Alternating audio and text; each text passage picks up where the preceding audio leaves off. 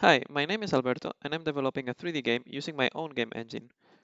In this devlog, I would like to show you some of the progress I made in the last week.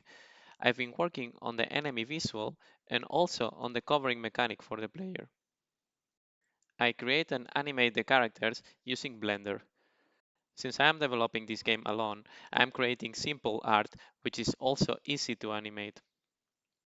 Taking advantage that the game is set in a futuristic context, I'm making the characters levitate. In this way, I do not have to deal with issues with the ground when the character is walking. There are many ways of handling a proper grounding of the legs while the character is moving and animate. However, when you're making your own engine, this task can become quite tedious. Another, let's say, minimalistic approach I follow when I design the character shape is to make it in such a way that I can produce easily soft animations. What I mean is that the rotation of the bones do not create hard angles on the faces. In general, this approach allows me to create more content, let's say more characters and more animations without spending too much time. However, you have to be very consistent to get a uniform art style that you're happy with, and this can be quite tricky, mostly when you are not an artist like me. After finishing with the animations, I export the character into a collada file. The collada file contains all the information related to the mesh, the bones, and the animations. In the engine, I have a loader that will translate all this into the character. The next step is the creation of the animation controller for this character. Unfortunately, I do not have a UI that can help me doing this, so I have to do it manually, modifying the JSON file. The first step is to define the different states in which the character can be. It can be idle, walking, hit, stunned, or in alert mode after spotting the player. Afterwards, we define the different parameters that will trigger the transitions between these states. For instance, if it's walking, it will make a transitions to a walking state. The final step is to create all the transitions between the different states. This is actually quite a complex and tedious process without a UI. In short, a transition between one state and another is no more than a collection of conditions that need to pass. Besides, I define a duration time for the transitions, which is used by the animator to create a smooth transition between the different states. And that's it, that's all what we need for our new enemy visual. Now we can go back to the editor and we can change in the already existing enemy the skin mesh that we use for the skin mesh renderer and the animation controller that we are using for the animator. And this is how it looks. Note that in editor mode there are no post-processing effects. In game we will see some beautiful glowing effects on this enemy. Let's take a look to the different components that define the enemy. One of the most important components is a character controller, where we define the dimensions of the enemy.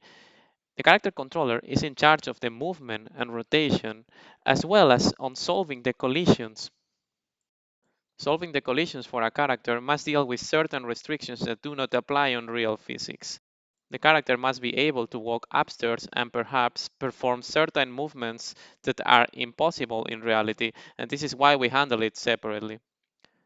The enemy controller is just a collection of all the behaviors that define the enemy brain. We use the skin mesh renderer to draw our character in the screen. As you can see, it has several options on how do we want to render, if we want to render shadows or not, and so on. The next and very important component is the animator, which handles all the animation that we've created for this enemy. Finally, we have a hittable component and a death component. The hittable will allow us to perform hits on this enemy, while the death component handles any action that needs to happen when this enemy dies. Finally, we have a field of view component, which is in a separate entity. It handles, as the name says, the field of view of this enemy. Let's now have a look to this enemy in-game. As I mentioned before, one of the main differences we notice in game is that there is a post-processing effect which causes this glowing in certain areas of the mesh. The way I handle which area should glow or not is by a color threshold and a brightness threshold. For this particular enemy, I made only the bluish areas to glow. In general, we can see that the transition between different states is quite smooth. We cannot see a jump when the enemy goes from an idle to walking state. Let's now move on to the covering mechanic. Here I show you the different movement mechanics that are currently implemented in game. Apart from the visual aspect, the main and most important difference among them is the size of the collision box that defines the player. If we consider the standing state as the default size of this box, when the player is crouched, this size is reduced in height. In contrast, when the player is covering, the box size is reduced in length. This has a crucial impact on the game because this box is used for the collision and for the detection with the enemies. Let's test all these mechanics in a testing level I've made. The first idea is to use the crouch state in order to avoid being detected by the enemy. Here we have these boxes that are shorter in height than the player, and therefore we have to be crawling in order to not be detected by the enemy. Let's now consider the usage of the covering mechanic to make ourselves way through narrow passages. This is a very interesting mechanic to make the levels a bit more complex and diverse.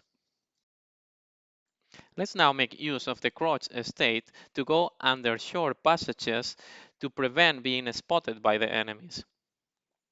Here we can see that the only way to surpass this enemy is by going under that box in the middle. In order to make it more visible for the player, when the character gets close to this box, it will become transparent. In this way, you can always see your character and know where you are.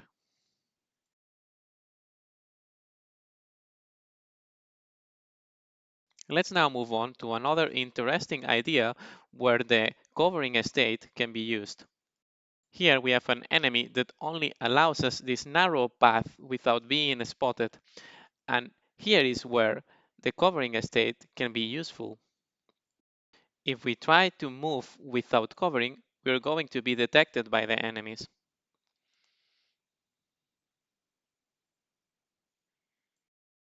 Let's now take a look to the last idea I wanted to test. In this case, we are using this distractable or this item which will produce a noise effect or a hit effect on the enemy. When we hit the enemy with it, it becomes stunned and the field of view disappears, allowing the player to move forward. We can also use this item to produce a noise and make the enemy look towards the noise. Let's do that. Now we're going to throw the item a bit ahead. When the item hits the ground, the enemy looks towards the noise, and then we have room to move forward without being detected. And that's everything for today. I hope you enjoyed this devlog, and please don't forget to subscribe. See you next time.